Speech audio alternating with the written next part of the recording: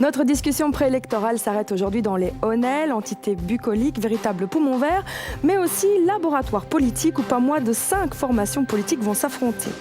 Une majorité sortante, PS, MR, Honel Dynamique, une opposition, Ensemble pour Honel et Écolo, tous bien décidés à conserver le pouvoir ou à le reconquérir. Toutes les coalitions sont là possibles dans une commune où les enjeux environnementaux se conjuguent au maintien d'une certaine sérénité.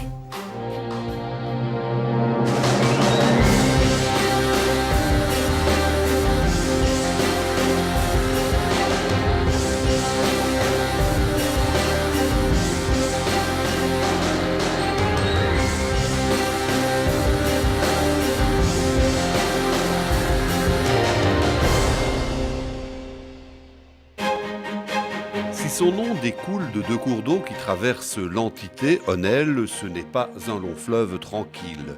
Pas moins de 10 villages composent une entité au caractère essentiellement campagnard, sans qu'aucune industrie lourde ne vienne perturber la quiétude du lieu, mais sans qu'aucune taxe sur la force motrice n'alimente les caisses communales.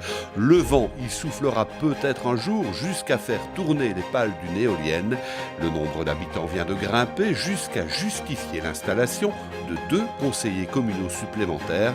Ils seront donc 17 à s'installer autour de la table en décembre prochain. Quelle coalition aux manettes à Honel pour les 6 ans à venir? Bien malin, qui pourra le dire? Néanmoins, nous allons tenter de lever un coin du voile de ce que sera la politique à Honel pour les 6 années à venir. Et pour ce faire avec nous, il y a autour de la table Maryse Genard. Vous êtes avec moi la seule femme autour de ce plateau. Donc on va commencer par vous. Vous emmenez la liste écolo. Fernand Stiévenard, vous êtes un commissaire à la retraite honnelois et vous emmenez la liste EPH, Ensemble pour Honel.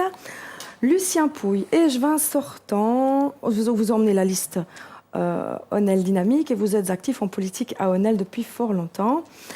Vincent Petillon, vous êtes aussi échevin sortant, agriculteur dans le civil et vous emmenez la liste MR. Et enfin, vous avez déjà exercé de nombreuses fonctions, échevin et maintenant bourgmestre. Vous êtes candidat à votre propre succession. Vous emmenez la liste PS. Bernard Paget, bonsoir. Bonsoir à vous tous, bonsoir à vous, chez vous. Bonsoir. Merci de vous prêter au jeu de la discussion et à vous de partager avec nous ce moment. Vous pouvez le faire depuis votre salon, bien installé, ou devant votre ordinateur et réagir via les réseaux sociaux ou sur le www.tlimb.be.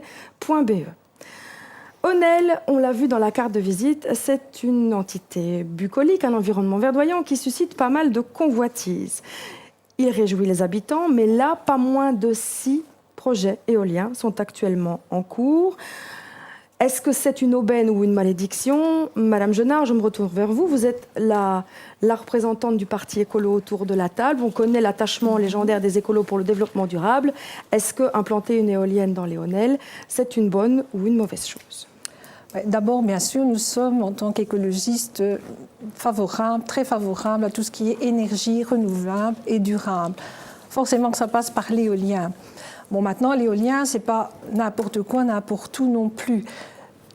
Il faut du vent, énergie gratuite bien sûr, mais il faut aussi que dans le paysage et dans le... Enfin, que cela corresponde aussi à quelque chose par rapport à une utilité. Maintenant, mettre une éolienne pour le fait d'en mettre une, ce n'est pas du tout notre style. Donc nous, ce qu'on souhaiterait, c'est qu'il y ait des projets qui soient soumis, qu'on puisse en discuter clairement, en tenant compte de la cartographie qui devrait arriver normalement de la région wallonne. Et nous sommes tout à fait ouverts à toutes les discussions. Monsieur Pouille, quand on préparait ce débat, vous ne m'avez pas caché votre opposition à l'installation d'éoliennes sur le sol honnelois. Dites-nous pourquoi. Il est tout à fait certain qu'il ne faut pas se cacher la face. On doit se tourner vers les énergies renouvelables. On ne peut pas toujours, disons, consommer des énergies fossiles qui font l'effet de serre. Mais il est tout à fait certain que notre groupe n'est pas favorable à l'installation d'éoliennes dans les hauts pays. Dans les hauts pays, dans le parc naturel des hauts pays, et plus précisément à Honel, dans la région de Ancre, en gros, Roisin. Pourquoi? C'est pour garder notre patrimoine, si on peut dire, végétal, notre patrimoine de poumon vert du Borinage. Et on souhaite toujours que Honel reste, avec le Caillou Québec et les villages qu'il forme, une entité où il fait bon vivre. Monsieur Pétillon, vous étiez le grand argentier de la commune, vous étiez l'échevin des finances, cette mandature qui s'achève. Est-ce que finalement, avoir des éoliennes sur un territoire, ce n'est pas une option? Quand on ne sait pas installer d'industrie lourde, on pourrait espérer récolter un petit peu de beurre dans les épinards des finances communales. Est-ce que vous êtes favorable ou pas à l'installation d'éoliennes? Au jour d'aujourd'hui, au vu des projets qu'on nous a présentés jusqu'à maintenant, je suis hostile à ces projets-là, parce qu'ils sont mal intégrés, il faut voir la dimension paysagère. Je voudrais quand même rappeler à M. Pouille qu'en début 2008, nous avons signé une motion à l'unanimité qui souhaitait, mettre des éoliennes sur le territoire d'Honel. Il faut le rappeler pour la vérité du débat. Ça étant dit, je vous dis ma position. Moi, les projets qui nous sont proposés... Des 6 projets qui existent à l'heure actuelle, aucun ne vous agrée? En tout cas, on en a 2 à l'étude pour le moment, 2 qu'on connaît, les autres, je ne les connais pas. Donc, on entend parler qu'il y a des projets qui vont se faire. Je voudrais tout de même rappeler que ces projets sont... S'il y a une inflation de projets comme ça, c'est à cause du manque de décision du ministre Henry à la région wallonne qui décide de ne pas décider. Il parle de faire un cadastre des implantations, on l'attend toujours. Donc maintenant, nous sommes dans un flou artistique et ce qu'il se passe, c'est que les opérateurs éoliens connaissent très bien la musique et c'est pour ça qu'ils se positionnent maintenant pour mettre des projets, ils se bousculent. Mais il est évidemment impossible d'imaginer qu'on puisse avoir 6 projets éoliens sur Honnel, ça serait vraiment une horreur absolue. Monsieur Pouille, vous étiez interpellé directement. Vous souhaitez apporter une précision à ce que Monsieur Pétillon vous disait? En 2008, j'étais tout à fait d'accord pour le projet d'étude de faisabilité de l'installation d'éoliennes dans les Honnel. Vous savez, on ne peut pas être contre un projet si on ne connaît pas les aboutissants. Ok, je vous suis. Monsieur Stévenard, vous êtes, je le disais en vous présentant tout à l'heure, vous êtes un nouveau venu en politique communale. Néanmoins, vous habitez à Tis, vous avez un avis sur la question et en tant que futur élu communal, vous souhaitez soutenir ou pas les 6 projets actuels sont inacceptables de par leur ampleur. 6 projets de 6 éoliennes, ça nous fait 36. C'est tout à fait inacceptable, mais également par leur lieu d'implantation qui se situe dans des sites naturels. Il est également inacceptable de projeter des éoliennes, l'implantation d'éoliennes dans un parc naturel. Je crois que c'est fort important, il faut le souligner. Aujourd'hui, nous ressentons une vive opposition parmi la population. Sur le plan financier, économique, nous n'enregistrons aucune retombée, aucune création d'emplois, aucune retombée financière pour la commune d'Honnel. Alors notre position est la suivante. Nous estimons que ce magnifique territoire sur lequel nous vivons n'appartient certainement pas au ministre écolo de l'aménagement du territoire de la région wallonne, encore moins à son administration. C'est celui des Honnellois, c'est celui des citoyens et des autorités communales. Alors, c'est aux citoyens honnellois d'en décider, c'est aux autorités communales de tenir compte de leurs avis. Et la position d'ensemble pour Honnel pour l'instant est de dire que nous n'accepterons aucune implantation d'éoliennes sur les territoires de Honnel sans une consultation préalable de la population. Monsieur Paget, Monsieur Stévenard, mais là le doigt aussi finalement sur une limite au pouvoir communal. Vous n'avez pas la possibilité finalement de faire grand-chose. Votre opposition ou votre soutien reste théorique ou d'influence, mais concrètement le pouvoir communal en matière d'implantation d'éoliennes, il est très très faible. Bien sûr. Entre 2006 et 2012, nous avons fait, je vais dire, 2 consultations populaires. La première à travers un bulletin communal. Et là, on était un peu surpris parce qu'il y a très peu de gens qui ont répondu. Peut-être étions-nous éloignés des élections communales. Et donc, il y a 100 ou 150 personnes qui ont répondu à travers un talon réponse. Et 75 étaient pour et 75 étaient contre. Donc, pour l'administration communale, ce n'était déjà pas facile. Et puis, au niveau de l'administration communale et donc du conseil communal, j'ai posé la question de confiance à travers un ordre du jour. Et tous les partis autour de la table, que ce soit le MR, le CDH, Écolo, nous-mêmes, ou Honnel Dynamique, chacun a dit, voilà, il est important de pouvoir bénéficier d'éoliennes sur le territoire de la commune de Honnel. J'ai enregistré cette information. Il faut savoir aussi qu'entre-temps, nous avons eu un parc à containers qui est venu s'installer, une encablure de l'Antitonnelloise, ainsi qu'un deuxième projet du côté français, on RJ pour le citer. Donc, La difficulté pour la commune de Honnel, c'était, et le grand argentier ici à ma gauche, c'était de dire peut-on en retirer un bénéfice financier?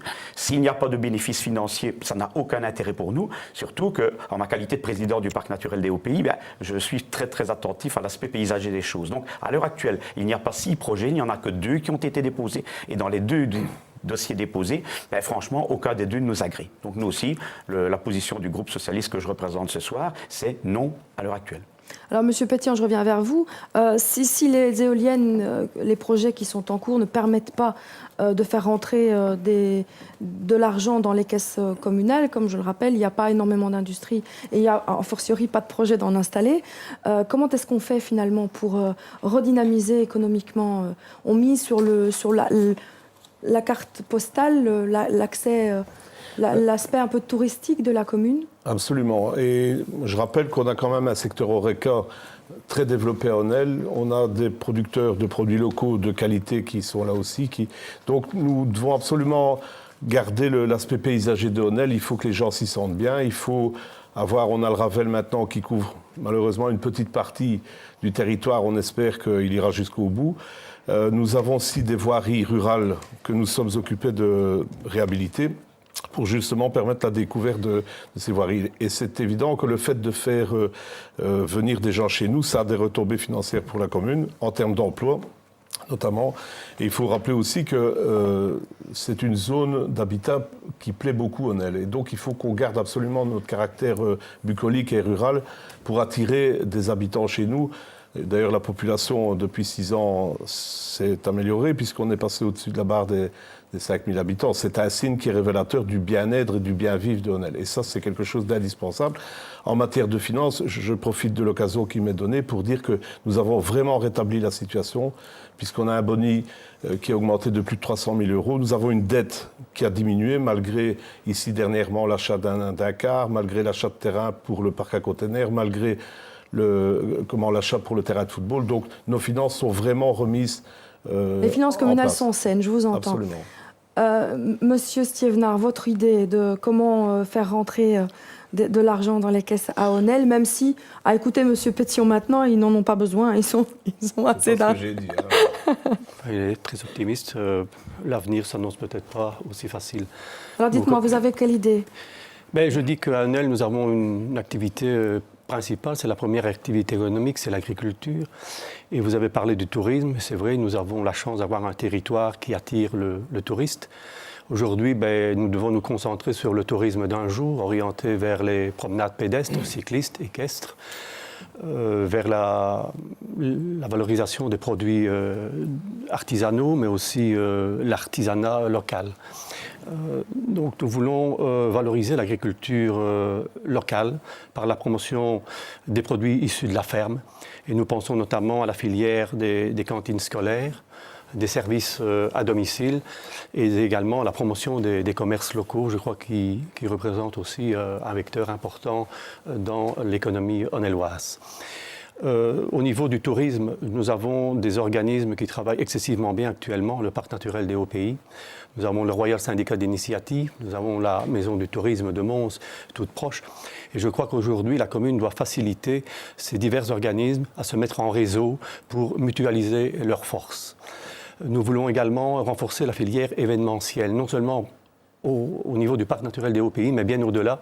Je pense au niveau des parcs naturels des plaines de l'Escaut et de l'Avesnois, tout proche. Alors, Madame Genard, favoriser l'agriculture locale, on est en plein finalement dans ce qui sous-tend l'idéologie écolo. Oui, en fait, pour rebondir un petit peu sur le tourisme d'un jour et l'accueil des personnes, en fait, c'est vrai que le touriste en tant que tel doit aussi être bien accueilli et je pense que dans les Honnel, on pourrait aussi au niveau communal, par exemple, baliser un peu mieux les sentiers ou être un peu plus attentif à mettre des cartes pour pouvoir se situer un peu partout. Et bien sûr, je rejoins tout ce que M. Sthievenard a dit.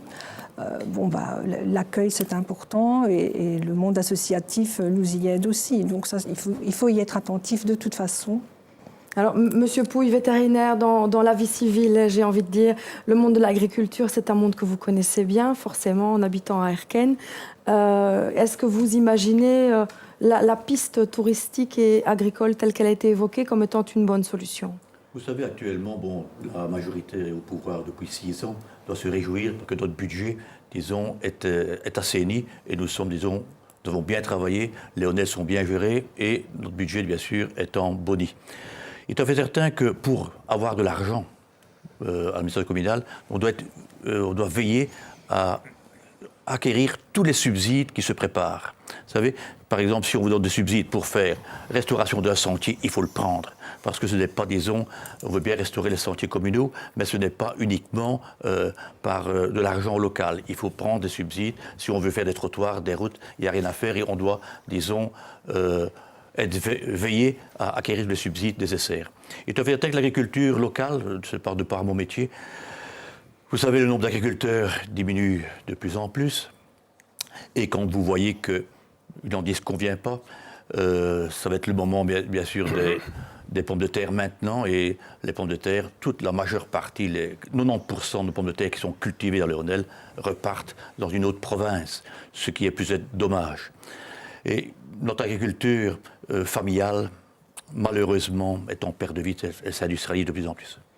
Alors, un autre sujet que j'avais envie d'aborder avec vous, je vais le commencer avec vous, Monsieur Paget. Je vais vous faire réagir sur un courriel qu'on a reçu, un environnement attirant, Léonel, mais qui peut ressembler à un rêve inaccessible pour certains, comme nous l'a écrit Thomas via les réseaux sociaux.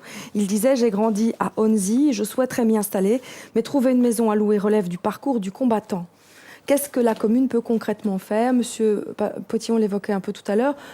L'attrait pour le logement, les gens ont envie d'aller s'installer dans Léonel, ça reste néanmoins un rêve qui a un coût. Comment est-ce qu'on peut aider les gens à venir s'installer dans les villages et participer ainsi au maintien des identités spécifiques au village d'Léonel? Mais d'abord, ils ont la volonté de venir habiter à Onel, donc c'est déjà une bonne chose. Oui, Petite parenthèse, je remercie M. Stevenard, puisqu'il a encensé un peu le parc naturel des Hauts-Pays, et j'en suis le fondateur et le président depuis plus de 15 ans, et donc ça me fait chaud au cœur d'avoir été remercié comme ça. On reconnaît vos efforts. Ceci étant dit, que vous avez de bons partenaires. Ceci étant dit, il est vrai qu'il y a un problème de logement, surtout au niveau des jeunes qui doivent parfois s'expatrier. Et donc nous avons initié déjà depuis maintenant 6 ans, 7 ans même plus, un projet de logement, non pas sociaux, mais mixte. Nous avons quand même créé sur l'entité onelloise depuis la mandature ici de 2006 à 2012, une trentaine de logements. Bien évidemment, on n'a pas répondu à l'attente de l'ensemble de la population onelloise, mais quand même, 30 logements. Par rapport à 6 années de mandature et rien pendant les 20 ou 30 ans précédemment, mais je pense que petit à petit, nous rattrapons notre retard. Maintenant, ce sont des terrains privés, donc nous n'avons aucun moyen de pression pour l'achat ou la vente des terrains. En sachant bien aussi que nous ne sommes pas partants pour développer au maximum ces noyaux d'habitat. Nous pensons que nous devons garder nos petits villages avec leurs spécificités, en sachant bien que, de toute façon, il est intéressant d'avoir plus d'habitants. Je prends l'exemple des logements à Engros. Eh bien, avec ces 22 nouveaux logements, ce sont des gens qui travaillent, qui nous ramènent de l'argent indirectement dans les caisses communales. Et surtout, c'est une dizaine d'enfants qui sont venus s'inscrire, c'est un peu la manne céleste scolaire, qui sont venus s'inscrire à Engros. Et donc, la petite école qui est là, elle est maintenant sauvée au moins minimum pour 6 ans. Donc, c'est important d'avoir des jeunes qui viennent s'installer sur le territoire de la commune, mais l'administration communale n'a pas toutes les cartes en main pour pouvoir décider de qui peut acheter ou éventuellement vendre. Monsieur Pétillon, c'est une entité réservée aux nantis, Léonel. Il faut avoir un gros portefeuille pour pouvoir y vivre? Je ne crois pas. Il faut peut-être développer l'allocation de maisons. Il y a des propriétaires, parce que c'est une population qui est très vieillissante. Et donc moi je pense qu'on peut mettre en valeur les maisons, utiliser les maisons. Des gens qui ne souhaitent pas revendre leur maison, il y a des gens de 60 ans qui héritent de maisons de leurs parents, et ils sont attachés sentimentalement à ces maisons-là, et donc on peut parfois les aider à rénover ces maisons, à les mettre en location pour justement nos jeunes habitants. Et je profite de l'occasion qui m'est donnée pour parler d'une initiative qui m'a beaucoup plu. C'est ce que nous avons fait avec l'ancienne cure d'Engros. Donc c'est un bâtiment qui nous appartenait. Nous avons pris une convention avec le Fonds du logement pour rénover. Donc le Fonds du logement a financé l'opération. Nous avons apporté dans l'Escarcelle le bâtiment, le Fonds du logement a rénové et il a mandaté l'AIS pour louer ce bien.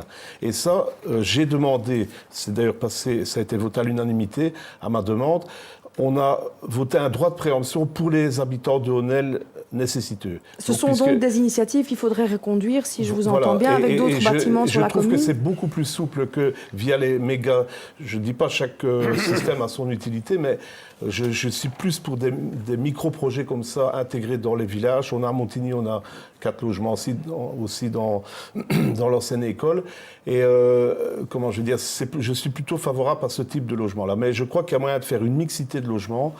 Et je ne pense pas que ça soit uniquement réservé aux nantis à Honnel. Je ne crois pas, non. Monsieur Stévenard, s'il vous plaît. Oui, Monsieur Paget, Monsieur Pétillon fait allusion au logement social.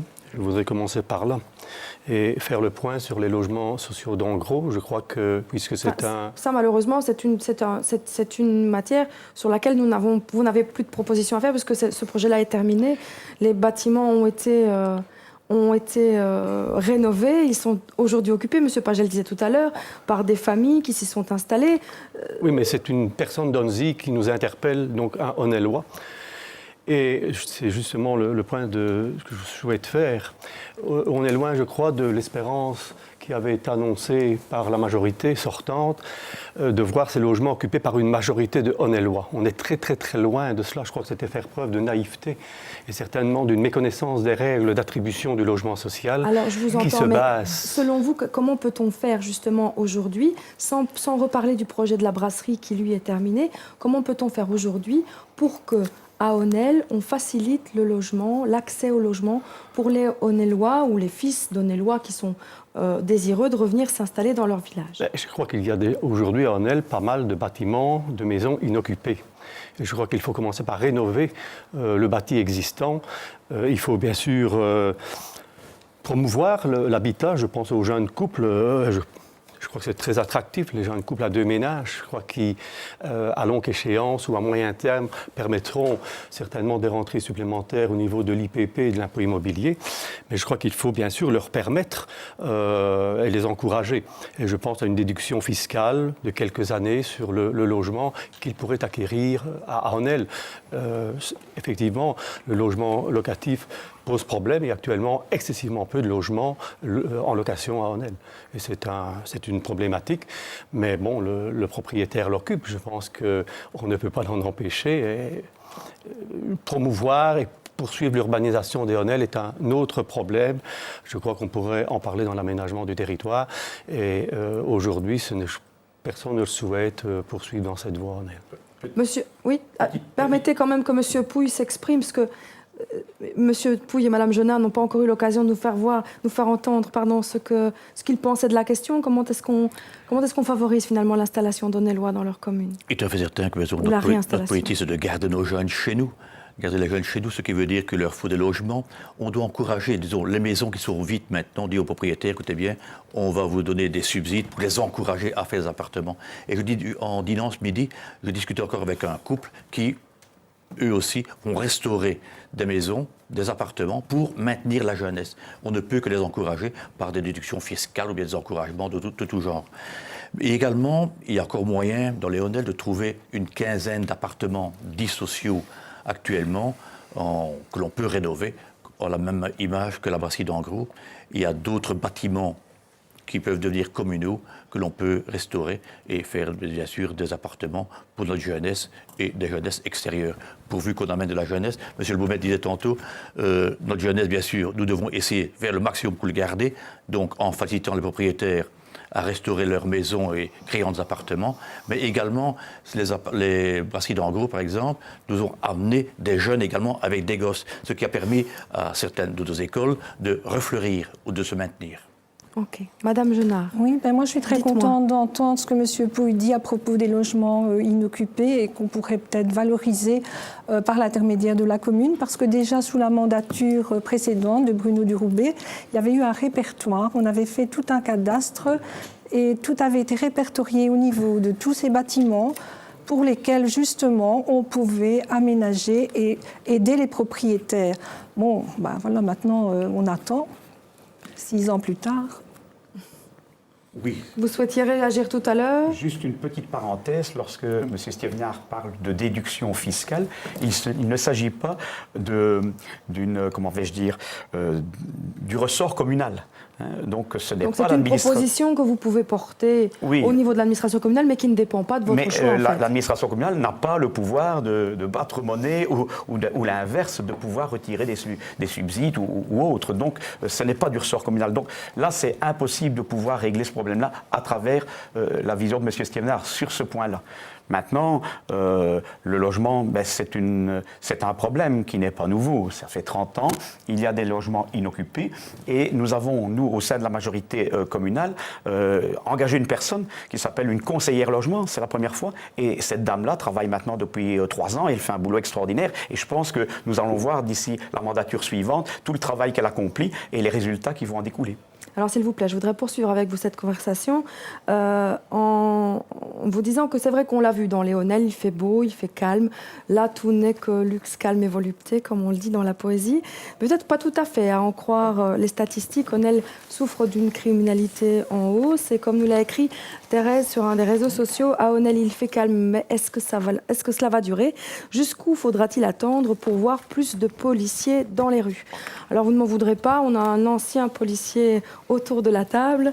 Donc je m'en vais de ce pas lui demander ce qu'il y a lieu de faire. Est-ce que effectivement mettre plus de policiers dans les rues, c'est une bonne option selon vous, en considérant que quand on ne vit pas dans Léonel, on a du mal de croire que c'est effectivement le coupe-gorge que les chiffres pourraient faire dire? Effectivement, la sécurité est une des préoccupations essentielles de nos concitoyens. Et que remarquons, que constatons aujourd'hui à Onel, et bien depuis quelques mois, une recrudescence significative de la criminalité.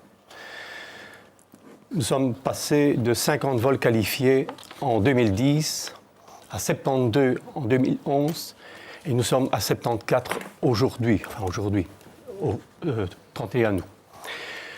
Ce qui m'inquiète, c'est cette courbe croissante d'année en année.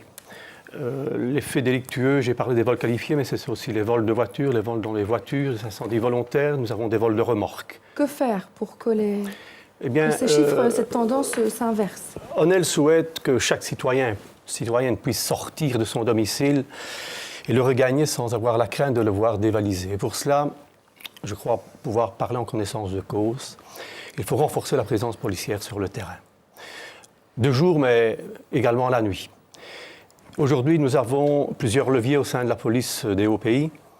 La police de proximité, c'est une police essentielle, je crois. C'est la police que le citoyen souhaite rencontrer. Mais aujourd'hui, cette police de proximité est malheureusement hypothéquée, son travail est hypothéqué de par ses nombreuses missions, par ses effectifs tout à fait insuffisants. Son travail, bien sûr, est également hypothéqué. Je regrette également que la police de proximité serve de réserve générale pour des services d'ordre tels que l'organisation de kermesse ou l'encadrement de kermesse, l'encadrement de festivités locales. Je vous entends. Je vous interromps parce que j'ai envie de vous entendre tous sur le sujet. Donc je vais passer la parole à M. Pétillon. Excusez-moi un instant. Est-ce que vous imaginez-vous que mettre plus de bleu dans les rues, même si vous êtes maire, donc forcément, vous allez trouver que c'est une bonne idée. Alors dites-moi, plus de policiers, est-ce que c'est finalement la bonne solution? Je voudrais peut-être revenir sur les termes qui ont été utilisés. Coupe-gorge, c'est un peu brutal quand même comme expression. C'était fait exprès. On a un problème, disons, de cambriolage. Jusqu'à maintenant, les gens ne sont pas atteints dans leur chair, disons, par rapport à ça. Mais c'est inquiétant, cette recrudescence de vol, et on peut comprendre que les gens se paniquent. Bon, moi, je pense qu'il faut revoir les choses dès le départ. C'est-à-dire que la zone de police, selon moi, est mal dirigée. Il manque de compétences au niveau de la direction. D'ailleurs, il y a un audit dont on attend toujours les conclusions qui nous en parle. Mais bon, d'après des indiscrétions, on m'a dit que c'était quand même pas très, très favorable.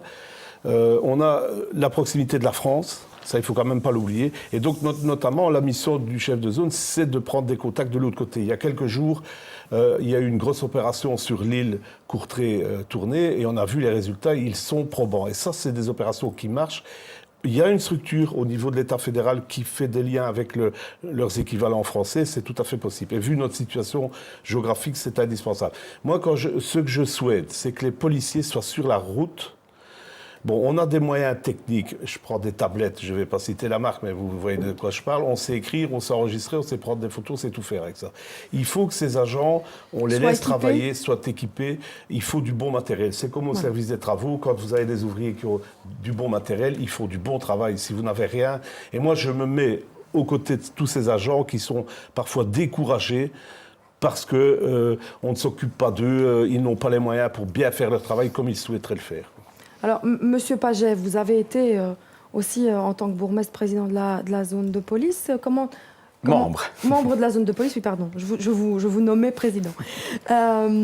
Qu'est-ce qu'on peut faire à ça? Est-ce qu'il y a des moyens financiers, humains, à peut-être redistribuer sur la zone pour lutter contre ce sentiment d'insécurité? Le sentiment d'insécurité, c'est vrai, il est là, mais nous avons déjà balisé, je rappelle, et mes amis de la majorité avec moi, nous avons un agent constatateur, parce que la sécurité, ce n'est pas uniquement le vol des remorques le soir. Hein. La sécurité, ça forme un tout. Ce sont les enfants qui vont aux écoles et qui doivent prendre des trottoirs bien aménagés. Donc, nous avons déjà un agent constatateur. Nous avons aussi multiplié les initiatives au niveau de la zone de police, et j'ai personnellement mis tout le poids dans la balance du conseil de police pour que l'on ait un commissariat de quartier.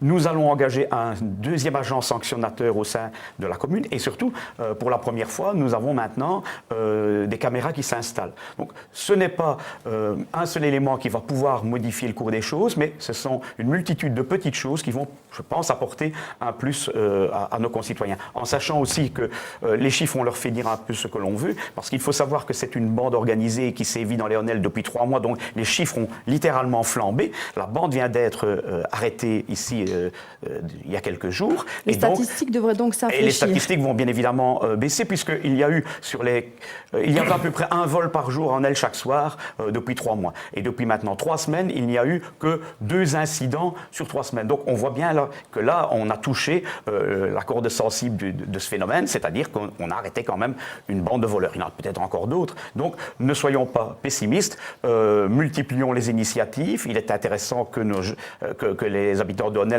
puissent se sentir en sécurité, mais la sécurité n'est pas uniquement une affaire du soir ou des choses comme ça.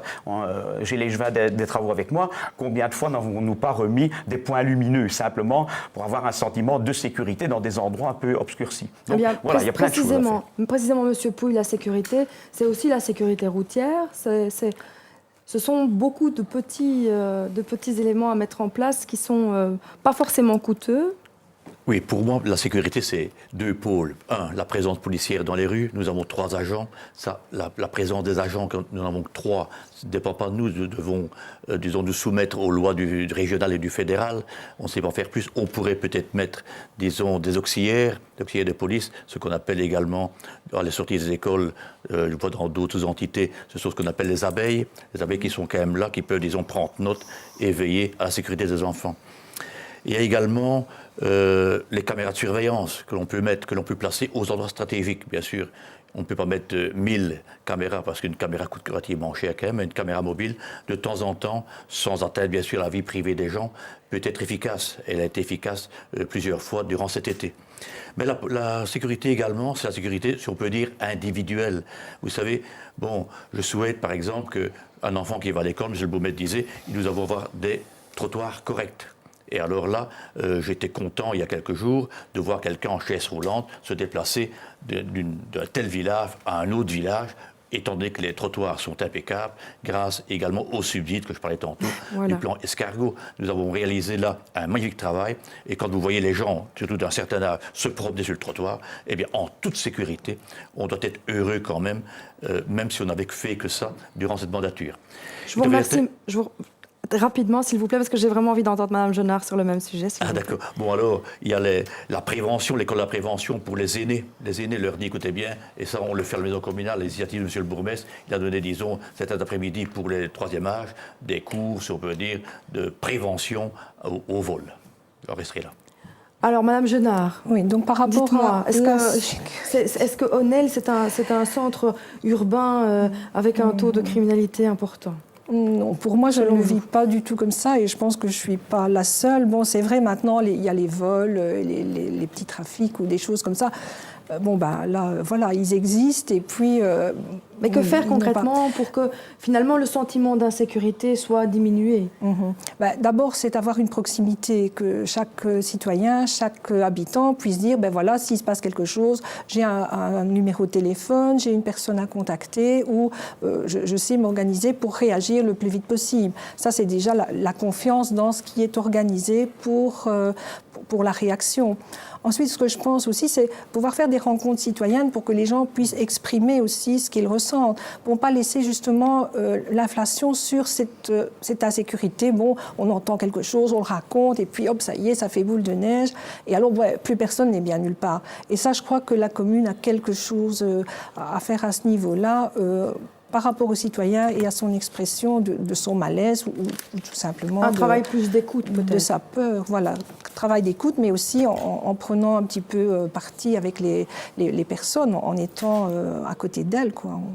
Pas les laisser dans le flou, dans le vague. Je vous entends bien. Madame, messieurs, merci d'avoir joué le jeu. Je vous avais prévenu que vous seriez... frustrés de ne pas avoir tous pu dire ce que vous aviez à dire. Néanmoins, je ne vais pas vous laisser partir comme ça. Je vais vous demander de vous prêter un dernier exercice pour nous.